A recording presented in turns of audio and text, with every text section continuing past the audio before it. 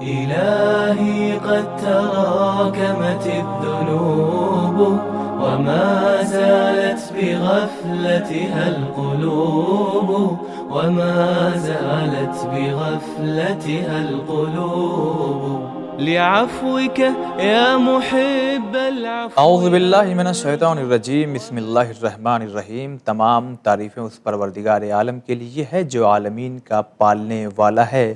درود و سلام ہو محمد و آل محمد علیہم الصلاۃ والسلام پر. عزیز ناظرین السلام علیکم. خوش آمدید آپ کی خدمت میں اس ماہ مبارک رمضان کی آمد کے سلسلے سے. اور یہ وہ مبارک مہینہ ہے کہ جس کا انتظار واقعی ہم بڑی ہی بے صبری کے ساتھ کرتے ہیں. اور کیوں نہ کریں، اس میں ہم جو خدا کے مہمان ہوتے ہیں. اور یہ سال کے بہت سے مہینوں میں سے ایک وہ مہینہ ہے کہ جس میں ہم انسانوں سے بھول سے یا جان بوجھ کر کے جو اکثر گناہ یا برے کام ہو جاتے ہیں، تو اس میں اس مہینے میں انشاءاللہ ہمیں معافی مل سکتی ہے اگر ہم خلوص سے، صدق دل سے خدا کی بارگاہ میں اپنی آنکھوں میں آنسو لے کر کے معافی مانگ لیں. اور ہم اس مہینے میں یہ چاہتے ہیں، اور معصومین علیہ الصلوۃ والسلام نے بھی اور خدا بھی یہی، کہ بندے جو ہیں ہمارے وہ زیادہ تر عبادت کریں. اور احادیث نے بڑھ کے ہمیں سہارا بھی دیا کہ اس ماہ مبارک رمضان میں اگر کوئی روزہ رکھتا ہے اور سو بھی جاتا ہے تو اسے عبادت میں شمار کیا جاتا ہے. لہذا اس نئے پروگرام جس کا نام ہی ہے مقصد بندگی، تو انشاءاللہ اس میں ہم بہت سی چیزوں کے بارے میں گفتگو کریں گے اور ہر روز اسی وقت آپ کی خدمت میں آنے کی کوشش کریں گے. اور اہم ترین گفتگو، اہم ترین بات کہ جس کے ذریعے واقعی ہماری زندگی میں کچھ تبدیلیاں آئیں، کچھ بدلاؤ آئے، ہمارے علم و معرفت میں زیادہ سے زیادہ اضافہ ہو. خاص کر اس بات پہ ہم فوکس ضرور کریں گے. اس پروگرام کو ہم نے 3 حصوں میں تقسیم کرنے کی ایک سوچ رکھی ہے. پہلا جو حصہ ہوگا وہ عبادت بندگی اس کے سلسلے سے ہوگا، اور جو دوسرا حصہ جو اہم ہے، جو مقصد ہے ہمارا، وہ ہے حضور اکرم صلی اللہ علیہ وآلہ وسلم نے اپنی زندگی کے آخری حصے میں ماہ رمضان سے پہلے شعبان کے آخر میں ایک خطبہ دیا تھا. روز جمعہ کے دن جمعے میں یہ خطبہ پیش کیا تھا، خطبہ شعبانیہ. اس میں حضور کے کیا پیغامات ہیں، آخر کیا حضور نے کہنا چاہا ہے، وہ تمام چیزیں انشاءاللہ ہم آپ تک پہنچائیں گے. اور اس بات کا ہمیں یقین ہے کہ واقعی ہو سکتا ہے بہت سے ایسے بھی لوگ ہوں کہ جن کو یہ نام خطبہ شعبانیہ خود نیا محسوس ہو رہا ہے کہ یہ آخر ہے کیا چیز. تو اس پروگرام کو دیکھتے رہیے اور معلومات حاصل کرتے رہیے. تیسرا حصہ انشاءاللہ جو ہوگا وہ کیونکہ ماہ رمضان مبارک ہے، اس میں مسئلے مسائل لوگوں کے ذہنوں میں زیادہ پیدا ہوتے ہیں. لہذا اس بات کو مد نظر رکھتے ہوئے کچھ اہم ترین جو مسئلے ہوں گے، خاص کر جو ماہ رمضان سے متعلق ہوں گے، انشاءاللہ اس کو ہم پیش کرنے کی کوشش کریں گے.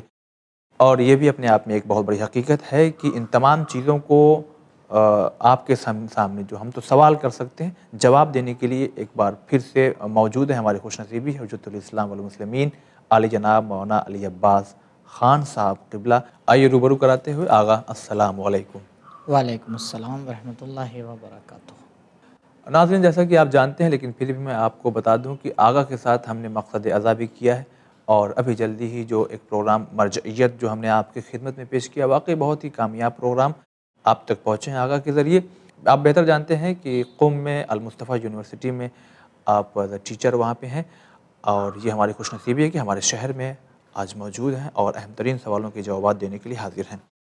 تو آغا، سب سے پہلا جو ہم سوال آپ کی خدمت میں پیش کرنا چاہتے ہیں کہ وہ عبودیت اور عبادت میں کیا فرق ہے، ذرا اس کے بارے میں کچھ بتائیں.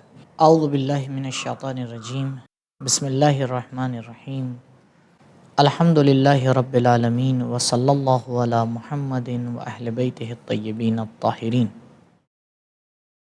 سب سے پہلے میں اپنی جانب سے تمام مومنین کی خدمت میں اس ماہ مبارک رمضان کی آمد کی مناسبت سے ہدیہ تبریک پیش کرتا ہوں، اور پروردگار متعال کی بارگاہ میں دعا ہے کہ خداوند متعال اس ماہ مبارک کو ہمارے لیے حقیقی طور کے اوپر مبارک بنا دے.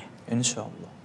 مقصد بندگی اور عبودیت اور عبادت اور بندگی یہ کچھ ایسے الفاظ ہیں جو بارہا ہمارے کانوں سے ٹکراتے رہتے ہیں. بالکل. خصوصاً جب آپ ماہ مبارک رمضان میں آئیں گے تو زیادہ ہی یہ الفاظ جو ہے وہ سننے کو ملتے ہیں. جی. کہ بھئی بندگی کا مہینہ ہے، عبادت کا مہینہ ہے. لیکن مسئلہ یہ ہے کیونکہ یہ باتیں بہت روشن نہیں ہوتی ہیں، لہٰذا ہم غور نہیں کر پاتے کہ ہمیں اس مہینے میں کرنا کیا ہے. ایکسپلین نہیں کیا تھی. ہاں، جی. یہ نہیں روشن ہو پاتا کہ ہمیں ماہ مبارک رمضان میں جی. عبادت کرنا ہے یا عبودیت کرنا ہے. یہ نہیں روشن ہو پاتا کہ ہمیں بندگی کرنا ہے یا نماز پڑھنا ہے. اچھا، سب میں فرق ہے؟ فرق ہے. جی. دیکھیے، اگر لفظ عبادت جو بہت ہی عام ورڈ ہے وہ میں آپ کے سامنے پیش کروں تو عبادت کا مطلب ہوتا ہے عمل. کوئی ایسا کام کرنا کہ جس سے سمجھ میں آئے آپ پروردگار کے سامنے خشوع اور خضوع کے ساتھ پیش آ رہے ہیں. جو راستے اس نے بتائے ہیں وہی راستے، نماز کے ذریعے سے، روزے کے ذریعے سے، جی. حج کے ذریعے سے، خمس و زکوٰۃ کے ذریعے سے، امر بالمعروف کے ذریعے سے. یہ وہ تمام راستے ہیں کہ جس کے ذریعے سے ہم اپنے آپ کو خداوند متعال سے نزدیک کرتے ہیں. تو یہ عبادت کہلاتا ہے. ان راستوں کو کہا جاتا ہے عبادت. لیکن شرط اس میں آپ نے ابھی جو آپ کے جملے سے محسوس ہو رہا ہے کہ خشوع و خضوع، یعنی ہاں، یہ دیکھیے خشوع اور خضوع کے ساتھ ساتھ یہ راستہ ویسے ہی ہونا چاہیے جیسا کہ خداوند متعال نے بیان کیا ہے.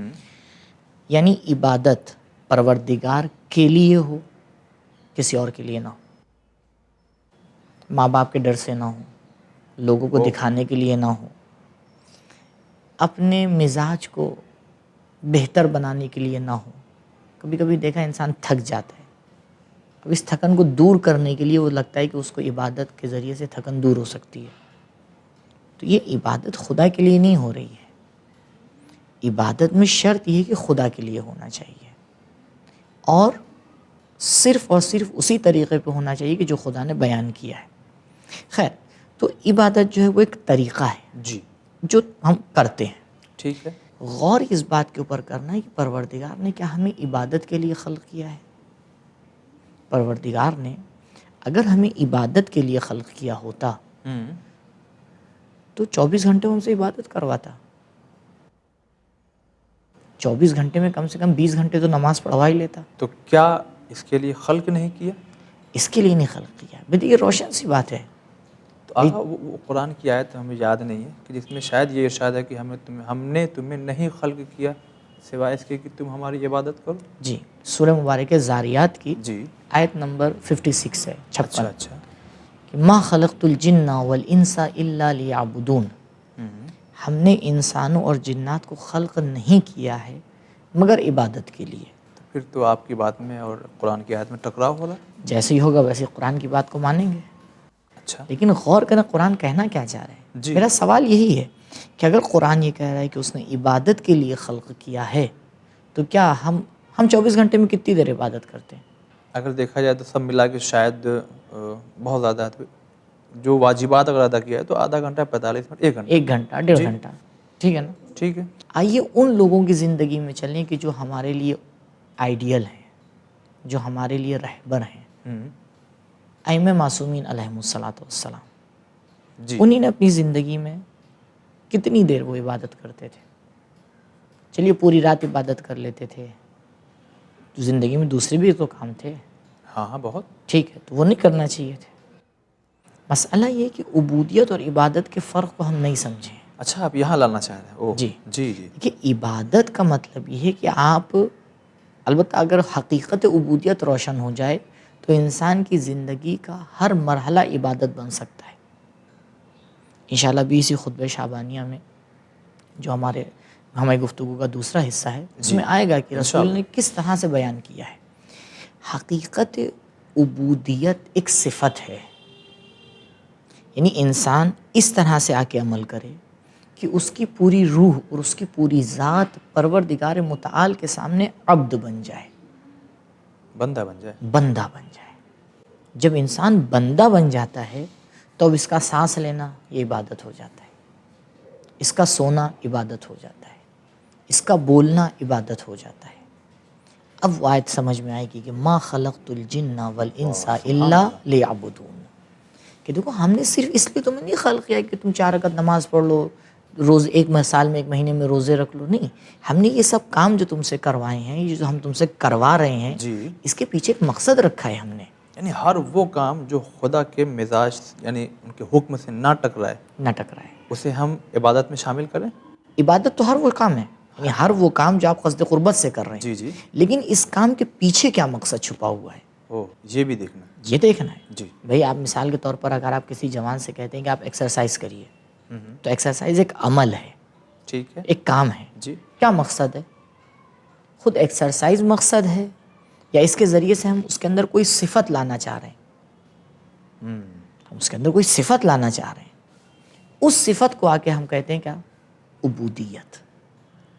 جب تک ہماری عبادت ہمیں عبودیت تک نہ لے جائے، ایک طرح کی کثرت ہے، یعنی ہماری عبادت جب تک مقصد تک نہ پہنچ جائے، نہ پہنچ جائے، اس کو عبودیت کہتے ہیں۔ ہاں وہ مقصد عبودیت ہے۔ اچھا اچھا، جب وہاں پہ انسان پہنچتا ہے تب وہ انسان کو کہا جاتا ہے عبداللہ۔ جناب عیسیٰ علیہ السلام نے کیا کہا تھا؟ انی عبداللہ، میں عبداللہ ہوں، خدا کا بندہ ہوں۔ اور جب انسان خدا کا بندہ ہوتا ہے تو کیا ہوتا ہے؟ آتانی الکتاب وجعلنی نبیّا، پروردگار نے مجھے کتاب عطا کی ہے اور مجھے نبی بنایا ہے۔ یا عیسیٰ آپ کو کیوں کتاب عطا کی گئی ہے، آپ کو کیوں نبی بنایا گیا ہے؟ جی، سیدھا سیدھا جواب یہ، کیونکہ میں عبداللہ ہوں۔ سبحان اللہ، انی عبداللہ، میں عبداللہ ہوں، آتانی الکتاب، اس لیے مجھے کتاب دی جا رہی ہے۔ وجعلنی نبیّا، آپ نماز میں جب تشہد پڑھتے ہیں تو آپ نبوت کی گواہی بعد میں دیتے ہیں، عبودیت کی گواہی پہلے دیتے ہیں۔ سبحان اللہ، اشہد ان محمدً صلی اللہ علیہ وآلہ وسلم اب عبدہ و رسولہ، کیونکہ رسالت عبودیت کے سائے میں ملتی ہے، مقامات عبودیت کے سائے میں ملتے ہیں۔ جب تک انسان کے اندر عبودیت نہیں آتی، اس کی عبادت کثرت بن کے رہ جاتی ہے۔ تو غور یہی کرنا ہے کہ اس ماہ مبارک رمضان میں ہم مرحلے عبودیت تک پہنچ رہے ہیں یا نہیں۔ اور آغا ہمیں لگتا ہے کہ انشاءاللہ ناظرین مسلسل یہ سلسلہ جاری رہے گا۔ کسی دن اس پہ بھی اگر ہم لوگ بات کریں کہ ہم اپنے آپ کو اگر خدا کا عبد کہتے ہیں تو اس میں بھی شرائط کیا ہے کہ کس کنڈیشن پہ جا کر کے ہم یہاں پہنچیں گے۔ جی، اس پہ بھی انشاءاللہ گفتگو کریں گے۔ چلیے آگے، بہت ہی بہتر۔ انشاءاللہ ناظرین اہم ترین گفتگو دھیرے دھیرے کر کے آپ کی خدمت میں پہنچتی رہے گی۔ ابھی کی جو جواب آغا نے پیش کیا ہے اس کو سن کر کے ہی ایک لطف ذہن میں پیدا ہو رہا ہوگا۔ اچھا، پہلا لیکن ناظرین حصہ تمام ہوتا ہے، اب دوسرے حصے کی طرف آتے ہیں، خطبہ شعبانیہ، اور یہی جو ہے ناظرین ہم فوکس کریں گے۔ اس میں حضور اکرم صلی اللہ علیہ وآلہ وسلم نے کیا باتیں، کیا پیغامات ہم تمام لوگوں کے لیے دیا ہے۔ خطبہ شعبانیہ، اس کے بارے میں ذرا آپ کچھ بتائیے پہلے تو، یہ ہے کیا؟ خطبہ شعبانیہ، دیکھیے لفظ شعبان سے ریلیٹڈ 2 چیزیں ہیں ہمارے پاس، جی، ایک ہے مناجات شعبانیہ اور ایک ہے خطبہ شعبانیہ۔ مناجات شعبانیہ مولا کائنات علیہ السلام سے، اور وہ ایک دعا کی صورت میں ہے، اچھا، مناجات کی صورت میں۔ لیکن ایک خطبہ ہے جو خطبہ جمعہ ہے، یعنی جمعے کے دن خطبے میں رسول اکرم صلی اللہ علیہ وآلہ وسلم نے آ کے خطبہ بیان کیا۔ ٹھیک ہے، یعنی شعبان کا آخری جمعہ تھا کہ جس کے بعد رمضان آنے والا تھا، ٹھیک ہے، اب 2 دن بعد 3 دن بعد جو بھی رہا، جو بھی ہے، اس میں آ کے آپ نے رمضان کے متعلق کچھ باتوں کو بیان کیا، رمضان کی حقیقت کو بیان کیا، رمضان کی اہمیت کو آ کے بیان کیا، رمضان میں ہمیں کیا کرنا چاہیے، کن چیزوں سے پرہیز کرنا چاہیے، جی، یہ تمام چیزیں اس کے اندر آ کے بیان کی۔ البتہ اصل میں یہ خطبہ رمضانیہ ہے، لیکن کیونکہ شعبان کے مہینے میں حضرت نے بیان کیا ہے تو اس کا نام پڑ گیا خطبہ شعبانیہ۔ لیکن پورا اس کا موضوع اور اس کا ٹاپک جو ہے وہ ماہ مبارک رمضان ہے۔ اور کتنا اچھا ہوگا کہ ہم رمضان آنے سے پہلے ایک مرتبہ اس خطبے کو پڑھ لیں، ہم دیکھ لیں کہ بھئی ہمارا رسول ہم سے کیا کہہ رہا ہے کہ ہمیں رمضان میں کیا کرنا ہے۔ چلیے انشاءاللہ یہ تو اگلے برس ہوگا ناظرین، ہم کہتے ہیں کہ آج ہی آپ پڑھ لیجئے تو بہت بہتر ہوگا اور ہماری گفتگو بھی بڑی وضاحت کے ساتھ تب آپ تک پہنچے گی انشاءاللہ. تو اس کو کہتے ہیں خطبہ شعبانیہ جی. اور بہت اہم خطبہ ہے. زیادہ لمبا بھی نہیں ہے لیکن جو مطالب اس کے اندر بیان کیے گئے بہت اہم مطالب ہیں اور رمضان سے متعلق کافی حقائق اس کے اندر بیان کیا گیا اور ہماری ذمہ داریوں کو بیان کیا گیا ہے کہ ہمیں رمضان کے اندر کیا کرنا ہے. بہت خوب. اچھا یہیں سے ایک بات اور سمجھ میں آ رہی ہے کہ بہت سے لوگ ہیں جو جس دن وہ دن نمودار جب آتا ہے تو اس دن لوگ کہتے ہیں کہ ہمیں آج کے دن یہ کرنا چاہیے تھا, ہمیں آج کے دن وہ کرنا چاہیے تھا, لیکن حضور نے اپنے اس عمل سے بتایا کہ شعبان میں ہی خطبہ دے دیا جی کہ ماہ رمضان کی تیاری کہ تیاری کر لو پہلے سے. اچھا آقا, یہ ہم ضرور جاننا چاہیں گے اور ہمارے ناظرین بھی ضرور جاننا چاہیں گے کہ اس کی سورس کہاں سے, کیسے ہم تک آیا ہے؟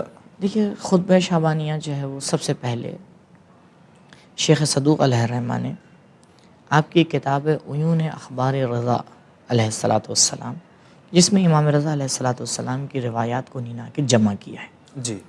اس میں جلد نمبر 1 میں صفحہ 297 پر اس خطبے کو آ کے انہوں نے بیان کیا ہے. البتہ وجہ یہ کہ انہوں نے آ کے یہاں پہ بیان کیا, انشاءاللہ اشارہ کروں گا اس کی طرف. پھر شیخ صدوق علیہ الرحمہ کے بعد علامہ مجلسی نے اپنی کتاب بہار میں بھی اس کو آ کے بیان کیا ہے جلد نمبر 93 میں. اچھا.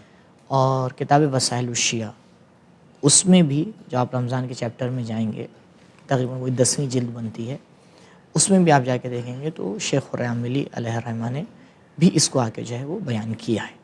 لیکن ان دونوں کا سورس جو ہے وہ وہی ہے, یعنی شیخ صدوق ہی ہیں اچھا کہ جنہی نے اپنے عیون اخبار رضا میں اس خطبے کو آ کے مکمل طور کے اوپر بیان کیا ہے. چلیے بہت بہتر ہے. ایک اسی میں اور پھر سوال آئے گا کہ سند کیا ہے اس کی؟ سند کے حوالے سے بہت ہی خوبصورت خطبہ ہے یہ. سند اس کی سلسلۃ الذہب ہے. سلسلۃ الذہب یعنی سلسلۃ الذہب ان روایات کو کہا جاتا ہے جی کہ جس میں جتنے بھی راوی ہیں سب معصوم ہیں. اچھا اچھا. جی جیسے ایک حدیث ہمارے درمیان مشہور ہے اسی نام سے, حدیث سلسلۃ الذہب. البتہ تنہا وہ حدیث سلسلۃ الذہب نہیں ہے لیکن مشہور ہے. ہاں وہ مشہور اس لیے ہو گئی ہے کہ بہرحال اس میں حضرت نے سب کا نام لیا ہے, اس میں بھی نام لیا ہے. اور یہ دونوں روایتیں 8ویں امام رضا علیہ الصلاۃ والسلام سے ہی ہیں. وہ کہ کلمۃ اللہ الہ الا اللہ حسنی فمن دخل حسنی امن من اوابی, تو وہ حدیث سلسلۃ الذہب کے نام سے مشہور ہے. لیکن یہ بھی حدیث سلسلۃ الذہب ہے کیونکہ یہ 8ویں امام سے ہے اور امام نے اس کو اپنے اجداد سے آ کے اس کو نقل کیا ہے اور یہاں تک کہ پہنچتے ہیں مولا کائنات تک. اور پھر کہتے ہیں کہ حضرت علی علیہ الصلاۃ والسلام نے یہ خطبہ رسول خدا سے سنا. یعنی بیچ میں کوئی, یعنی 8ویں امام تک کے کوئی جو ہے وہ غیر معصوم نہیں ہے. جی. اب 8ویں امام سے جن لوگوں نے نقل کیا تو بہرحال وہ غیر معصوم ہے. اچھا. لیکن 8ویں امام تک جو سند ہے وہ کیا ہے, سب معصومین کی ہے. یعنی 8ویں امام 7ویں سے, وہ 6ٹھے سے, وہ 5ویں سے, وہ 4تھے سے, اسی طرح سے مولا کائنات تک کے پہنچتا ہے. جی. اور اسی لیے جو ہے وہ اس کی سند کو کہا جاتا ہے, اس کی سند جو ہے وہ سلسلۃ الذہب ہے. اور البتہ جو اس کے بعد بھی جو اس کے اندر راوی ہیں شیخ صدوق تک, سب بہت ہی معتبر راوی ہیں, بہت ہی عظیم راوی ہیں. لہٰذا نہ کتاب کے اعتبار سے نہ سند کے اعتبار سے کوئی نہیں کہہ سکتا کہ یہ خطبے میں ایک ذرہ برابر بھی کوئی شک ہے, کوئی تردید ہے. جی. بلکہ یوں کہا جائے کہ اگر آپ خطبے کے الفاظ کو ایک بار پڑھ لیجئے گا تو خود انسان کو یقین ہو جاتا ہے کہ یہ الفاظ غیر معصوم بیان ہی نہیں کر سکتا. کیونکہ کچھ روایات ایسی ہوتی ہیں جو خود بولتی ہیں. کلام بولتا ہے نا, بالکل, تو وہ کلام خود ہی آ کے بتا دیتا ہے کہ یہ معصوم کا کلام ہے. البتہ یہ سمجھنا ہر ایک کے بس کی بات نہیں ہے. اگر آپ بچے کے ہاتھ میں ہیرا دے دیجئے تو اس کے نزدیک ہیرے اور پتھر میں کوئی فرق نہیں. آپ کو جوہر ہی کو دینا پڑے گا تب وہ آپ کو بتائے گا کہ پتھر کیا ہے اور ہیرا کیا ہے. لہٰذا حرام انسان جو وہ حدیث کو دیکھ کے نہیں سمجھ سکتا ہے کہ یہ معصوم سے ہے یا معصوم سے نہیں ہے. بہرحال جو جوہر شناس ہیں وہ سمجھ جاتے ہیں کہ بہرحال یہ کلمات جو ہے وہ معصوم سے ہیں یا معصوم سے نہیں ہیں. تو سورس کے اعتبار سے اور سند کے اعتبار سے دونوں اعتبار سے خطبہ کافی جامع اور کافی عظیم خطبہ ہے. اچھا مولانا صاحب, چلیے ناظرین, خطبہ تو انشاءاللہ اب ہمیں لگتا ہے کہ اگلے ایپیسوڈ میں ہی کیا اس میں بیان کیا گیا ہے دھیرے دھیرے کر کے پہنچائیں گے. ایک ایسے ہی پوچھ لیتا ہوں, کیا پیغام ہوگا اس میں حضور کا, کیونکہ آپ بہتر جانتے ہیں. دیکھیے اگر ایک تائرانہ نظر ڈالی جائے خطبے کے اوپر تو پورے اس خطبے شعبانیہ کا ایک پیغام ہے، وہ یہ ہے ہم کس طرح سے اس مہینے میں اپنے آپ کو خدا کا عبد بنائیں۔ اچھا، وہ کیا راستے ہیں، کیا طریقہ ہے، کیا ذریعے ہیں، اسے آ کے جو ہے حضرت نے اس کے اندر روشن کیا ہے۔ یعنی بہترین شیڈیول ہے ماہ مبارک رمضان کے لیے۔ اگر ایک انسان یہی خطبہ لے لے جی، اور ماہ رمضان میں جو ہے اس کو اپنا سرنامہ کلام بنا لے، سرنامہ عمل بنا لے کہ بھئی مجھے اسی خطبے کے اعتبار سے چلنا ہے، جو اس میں کہا گیا ہے کرنا ہے، جو اس میں منع کیا گیا رکنا ہے، بہترین اور کامیاب ترین ماہ مبارک رمضان اس کا ہوگا انشاءاللہ۔ یعنی یہ کہہ سکتے ہیں کہ وہ 9 چیزیں جو روزے کو روزہ باطل بناتے کر دیتی ہیں، جی جی اس کے علاوہ بھی کچھ اور بھی چیزیں ہیں جی جی، جو انشاءاللہ ناظرین آپ تک پہنچے گی۔ تو لیجئے وقت اپنی رفتار سے گزر رہا ہے، لہٰذا ہم چاہیں گے کہ اب اپنے دوسرے حصے کو یہیں پہ روکیں تاکہ اپنے تیسرے حصے میں ہم داخل ہو جائیں۔ اگر تیسرا حصہ بھی ہم اہم سمجھتے ہیں اس لیے کہ مسئلے مسائل اس ماہ مبارک میں زیادہ لوگوں کے ذہنوں میں پیدا ہوتا ہے، تو آج کے اس مبارک دن کو دیکھتے ہوئے یہ سوال کرنا چاہتے ہیں کہ ایک انسان اگر روزہ رکھ رہا ہے تو کیا نیت کرنا ضروری ہے، یا نیت کے معنی کیا ہے؟ بہت سوال کیا جاتا ہے کہ ماہ مبارک رمضان کی نیت کا معنی کیا ہے، جی، کیسے آ کے نیت کریں، کیا کریں۔ دیکھیے نیت کا مطلب یہ ہے کہ انسان اپنے دل میں آ کے یہ ارادہ کرے۔ جی، میں روزے کی نیت کے بارے میں گفتگو کر رہا ہوں، جی، یعنی روزے کی اگر نیت کرنا ہے تو اپنے دل میں آ کے یہ ارادہ کرے کہ اذان صبح سے لے کر اذان مغرب تک یہ جو فاصلہ ہے اس میں تمام ان چیزوں سے پرہیز کرے گا جو روزے کو باطل کر دیتی ہیں، یہ نیت کرے۔ اور یہ کام کیوں کر رہا ہے؟ وہ خدا کے لیے۔ بالکل بالکل۔ اب پوری اس بات کی جگہ وہ ایک جملہ بھی کہہ سکتا ہے کہ میں روزہ رکھتا ہوں۔ روزہ رکھتا ہوں کا مطلب کیا ہے؟ یعنی میں پرہیز کروں گا ان تمام چیزوں سے کہ جو روزے کو باطل کر دیتی ہیں، اذان صبح سے لے کر اذان مغرب تک۔ اور یہ جو میں روزہ رکھ رہا ہوں کیوں رکھ رہا ہوں؟ قربتاً اللہ، جی، اللہ سے نزدیک ہونے کے لیے۔ بے شک۔ لہٰذا ہم جب صبح نیت کریں اور جب شام کو آ کے افطار کرنے چلیں تو ایک بار دیکھیں کہ ہماری نیت پوری ہوئی یا نہیں ہوئی، ہم خدا سے نزدیک ہوئے یا نہیں ہوئے۔ صحیح، کیونکہ ہم نے صبح نیت یہی کی تھی کہ ہم روزہ رکھ رہے ہیں، کیوں؟ قربتاً اللہ۔ تو یہ قربتاً اللہ پورا ہوا یا نہیں ہوا؟ تو اسے کہتے ہیں نیت، اور دل سے گزار لینا کافی ہے، زبان پہ لانا ضروری نہیں ہے۔ اچھا، آپ نے جو کہا کہ صبح میں یہ نیت کرے، جی، تو وقت صبح ارادہ کرے۔ تو وقت اس کا کیا ہے؟ یہی ہے صبح؟ نہیں، ہاں، اب یہ تھوڑا وقت کے بارے میں ایک ذرا سی تفصیل ہے۔ اچھا، دیکھیے 3 طرح کے ہمارے پاس روزے ہیں، 3 طرح کے؟ یعنی نیت کے حوالے سے کچھ روزے ہیں جو واجب معین ہیں۔ واجب معین ان روزوں کو کہا جاتا ہے کہ جو ہمارے پر واجب ہوتے ہیں اور ان کا ٹائم بھی کیا ہے؟ معین ہے۔ مثلا جیسے ماہ مبارک رمضان کا روزہ، جی، کسی نے نذر کیا میں فلاں دن روزہ رکھوں گا، اچھا، اگر میرا یہ کام ہو گیا تو وہ واجب معین ہو گیا نا۔ اس نے یہ نذر کیے کہ مثال کے طور پر میں غدیر کے دن روزہ رکھوں گا، جی، تو یہ ہو گیا واجب معین۔ جی، واجب معین روزے کی نیت جو ہے، اگر کل مجھے روزہ رکھنا ہے تو آج اذان مغرب سے کل کی اذان صبح تک میں رکھ سکتا ہوں، یعنی نیت کر سکتا ہوں۔ اچھا، اگر بھول گئے تو؟ جبکہ دل میں یہ ہے کہ میں کل رکھوں گا۔ ہاں، اگر بھول گیا ہے، پہلے ارادہ کیا ہے، جی، جی، یعنی مثال کے طور پر ارادہ تھا اس کا، ہاں، بھول گیا ہے، تو اب اگر نماز صبح کے بعد یا مثلا اس ٹائم بھی اٹھ رہا ہے تو ٹھیک ہے، نیت کر لے، کافی ہے۔ اگر البتہ شرط یہ کہ کوئی ایسا کام نہ کیا ہو کہ جو روزے کو کیا کر رہا ہے؟ باطل کر رہا ہے، تو اگر جو ہے وہ صبح اٹھنے کے فوراً بعد بھی ایک بار ذہن سے یہ گزار دے کہ ہاں میرا روزہ ہے تو ٹھیک ہے۔ تو یہ واجب معین ہے۔ واجب غیر معین، مثال کے طور پر میرے اوپر روزہ قضا ہے، جی، یہ واجب ہے میرے اوپر اس کو قضا رکھنا، لیکن یہ معین نہیں ہے، کبھی بھی رکھو، کبھی بھی رکھ سکتا ہے۔ ٹھیک ہے۔ اس کی نیت جو ہے وہ اذان مغرب سے لے کر دوسرے دن ظہر تک کی جا سکتی ہے۔ اچھا، دیکھیے اذان ظہر نہیں، زوال آفتاب، یعنی ظہر کا جو ٹائم ہے، جی، جی، کیونکہ معمولاً ہندوستان میں جو ہے وہ اذان ظہر کا ٹائم الگ ہے اور جو زوال کا اصل ٹائم ہوتا ہے وہ تھوڑا سا الگ رہتا ہے. الگ ہے 12. ہاں جیسے مثال کے طور پر اذان ظہر کا ٹائم جو ہے وہ اذان ظہر 1 بجے ہو رہی ہے ہمیشہ.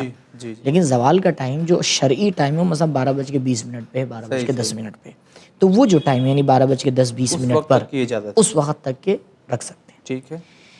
تیسری قسم ہے روزہ مستحبی. کوئی مستحبی روزہ رکھنا چاہتا ہے، اس کی نیت کا وقت فرق کرتا ہے. اس کی نیت کب تک آپ کر سکتے ہیں؟ اذان مغرب سے کر سکتے ہیں، یعنی کل مجھے مستحبی روزہ رکھنا ہے، آج اذان مغرب سے میں نیت کر سکتا ہوں، ابھی میں نیت کر لوں کافی ہے. ٹھیک. ابھی سے میں نیت کر سکتا ہوں. کب تک کر سکتا ہوں؟ کل جب اذان مغرب ہوگی اس سے 2 سیکنڈ پہلے تک. اچھا. یعنی فرض یہ کیجئے کہ انسان سو رہا تھا، جی. ایک دم سے اس کی آنکھ کھلی، دیکھا اذان مغرب جو ہے وہ ہونے والی ہے، اذان ظہر مثلا ایک آدھا گھنٹہ بچا ہے. ہاں. اٹھ کے اس نے نماز ظہر اور عصر پڑھی. کوئی اس نے ایسا کام تو نہیں کیا جس سے روزہ باطل ہو رہا ہو. جی. اسی وقت وہ نیت کرتا ہے کہ میں روزہ مستحبی رکھ رہا ہوں، اور 15 منٹ کے بعد اذان مغرب ہو جاتی ہے. ٹھیک ہے، آج کا دن اس کا روزہ حساب کیا جائے گا. تو کیا اگر وہ صبح سے لے کر کے عصر جب اٹھا ہے دیر میں تب تک اس کا ارادہ نہیں تھا؟ نہیں تھا ارادہ. اچھا بالکل نہیں تھا، کوئی ارادہ نہیں رہوں گا روزہ. کوئی ارادہ نہیں. لیکن یہ آیا کہ پورا دن تو گزر گیا، تھوڑا سا وقت بچا ہے، چلو روزے کی نیت کر لیتے. اچھا. تو پورے دن اس کو روزے کا ثواب ملے گا. سبحان اللہ. کہیں سفر کے اوپر نکلے، البتہ ایسا سفر جس میں روزہ رکھا جا سکتا ہے. جی. اتنا لمبا سفر نہیں ہے، یعنی حد ترخص سے جو ہے وہ جی. باہر نہیں نکلا ہے، یعنی قصر نہیں ہوا ہے. جی. کسی کام میں مصروف ہو گیا تھا، کوئی نہیں یاد رہا، کچھ نہیں کوئی ایسا کام کیا، ٹھیک کوئی بات نہیں. اذان مغرب ہونے سے چند سیکنڈ پہلے اس کو خیال آیا، بس اتنا ٹائم ہو کہ وہ نیت کر لے. واہ. اگر اس نے نیت کر لی تو اس دن کا دن پروردگار اس کے لیے روزہ حساب کرے گا. سبحان اللہ. بہت آسان کام ہے. اور کبھی کبھی جو ہے وہ یہ کیونکہ ہمیں باتیں پتہ نہیں ہوتی تو یہ مواقع ہمارے ہاتھ سے نکل جاتے ہیں. اب انسان اگر غور کرے تو کہے گا ہاں بھائی مہینے میں 1 آدھ دن ایسا ہوا تھا کہ میں بہت آسانی سے اس دن جو ہے پورے ایک روزے کا ثواب حاصل کر سکتا تھا. قضا کی نیت رکھ سکتے ہیں؟ جی نہیں، قضا کی نہیں. ہاں یہ مستحبی روزہ. اچھا مستحبی روزہ. قضا کا واجب غیر معین. جی وہ سیکنڈ والا جو وہ سیکنڈ والا تھا، واجب یعنی غیر ہم نے معین روزہ رکھا اور اس کا ثواب جو ہے ہمیں جو ثواب ملے گا آپ کو بھی. اگر آپ مستحبی روزہ رکھ لیتے تو ثواب ملے گا. اچھا اگر وقت گزر رہا ہے میں چاہوں گا کہ اگر یہ ہو سکے اگر 1 منٹ کے اندر تو بیان کریں آپ کہ کیونکہ اب پہلا روزہ شروع ہوا. جی. اب ایک انسان 30 روزے ہیں ایک ساتھ نیت کر لے. بے شک بہت اچھی بات ہے. بہت اچھی بات ہے کہ آج اگر پہلی شب ماہ مبارک رمضان کی، یا اگر ریپیٹ ہوگا تو کل دن ہوگا. جی ہاں تو پورے ماہ مبارک رمضان کے روزے کی نیت ابھی سے کر لے کہ بھائی میں پورے ماہ مبارک رمضان میں روزہ رکھوں گا. اور اس کے بہت سے فائدے بھی ہیں.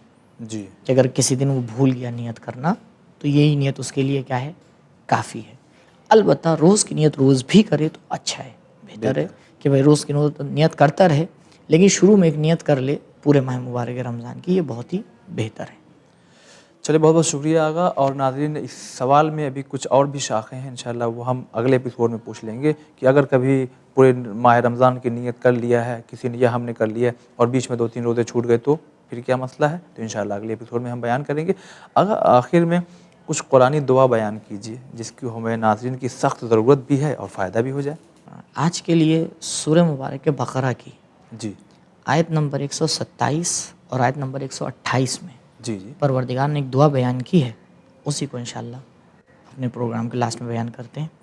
ربنا تقبل منا انک انت السمیع العلیم وتب علینا انک انت التواب الرحیم. پروردگار ہماری عبادتوں کو قبول فرما، کیونکہ بے شک تو ہی سننے والا ہے اور تو ہی جانتا ہے. جی. اور ہمارے گناہوں کو بخش دے، کیونکہ بے شک تو ہی رحیم ہے اور بخشنے والا ہے. آمین. چلیے آگا بہت بہت شکریہ. اہم ترین گفتگو ناظرین آپ تک پہنچ گئی ہے اور ہم امید کیا یقین کرتے ہیں کہ ان باتوں کو ہم اب عملی جامہ پہنا کر کے اپنی زندگی میں بھی ہم ڈھالنے کی کوشش کریں گے اور جو نیا سیکھا ہے اسے اپنے تک اور اپنے سے دوسروں تک بھی ہم پہنچانے کی کوشش کریں گے انشاءاللہ.